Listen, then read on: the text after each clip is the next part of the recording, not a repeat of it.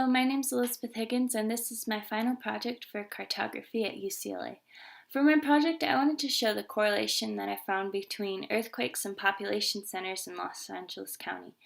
To do this, first I overlaid three geoadjacent layers onto a map to show how I see that they're correlated. I added this layer attribute here so we can see different layers at a time.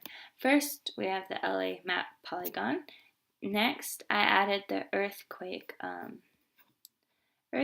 points here in red circles, and when you click on each circle, you can see the magnitude of each earthquake, where it was located, and the date that it occurred. So this is a magnitude 4.7 earthquake that happened in Southern California in 1935. For my last layer, the population layer, you can see these blue dots that show areas that are most highly populated within Los Angeles County, and when you click on each one, you can see the exact population that was in the area. So right here we have 10,578 people in Sierra Madre. As you can see, the correlation between earthquakes and population centers are pretty large here, but when you scroll out, when you view out, you can actually see the correlation more clearly. So here you can see that the correlation is pretty strong between earthquakes and population centers. The blue and the red overlay each other pretty well. And you can see that the correlation does actually exist. So when I go to the next page, we can see a chloropleth correlation that I created. I did this by taking tracts of land from Los Angeles County, and on top of that, I overlaid the earthquake shapefile. So here, when you hover your mouse over each individual spot, you can see the population of families within Los Angeles, California. So here we have 1,785 families living in this one tract of land. And when you click on the earthquake circle, you can see the magnitude, the location, and the year that it took place. So here we can see that there's that many families living in an area where a fairly large earthquake took place. And you can see that people aren't daunted by these earthquakes. They continue to live in these areas. So I thought this map was really important for my project. Lastly, I have the discussion page where I put some interesting findings that I discovered while creating my project.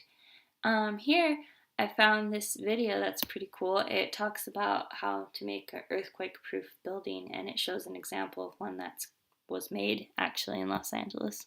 Here I have links to websites that are pretty informative. This is the USGS earthquake site. That's pretty cool. Here I have linked a news article about how California is starting to develop an early warning system that's going to be implemented, and about earthquakes, so that's pretty neat actually. And here I have the list of earthquakes that occurred in California and the history of the earthquakes all on a website, so feel free to check that out. They're pretty cool.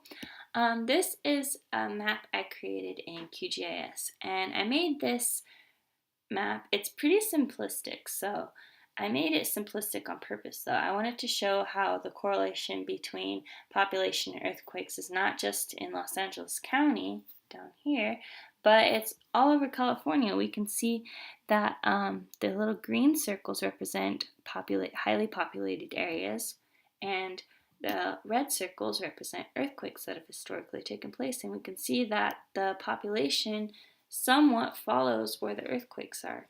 And there are many theories about why this could be. One theory that I heard in my Geography 101 class was that people tend to go towards places they find more geographically interesting. So like this is coastal area, it's all really nice area. Same with this. Most of these areas where the earthquakes take place are really nice areas, and that could be a reason why people like to gravitate towards them. Also, economic reasons probably have a lot to do with it. Here we have a link to a website that shows information about earthquakes that happen near you, so you can find out how many earthquakes are happening near you, when they do, what their magnitude is, and it's very informative and pretty useful if you're concerned about that kind of thing. And lastly, I have an earthquake history chart where I show some earthquakes that have occurred throughout time that have been of particularly large magnitudes, and in areas that are obviously very highly populated, like Northridge, San Gabriel, Whittier, Los Angeles, San Pomona. So these are all very important things to keep in mind when you look at population earthquake studies, and how closely related they actually are, how population tends to circle around these earthquakes points for some reason. And I wanted to show that through cartography with my final project. I really enjoyed being able to show these findings from using the things I've learned in class. So that's it for my project, except for this link to the screencast page, which, I mean, that'd be Inception if I push that, so I won't push that. But anyway, Merry Christmas. Thank you.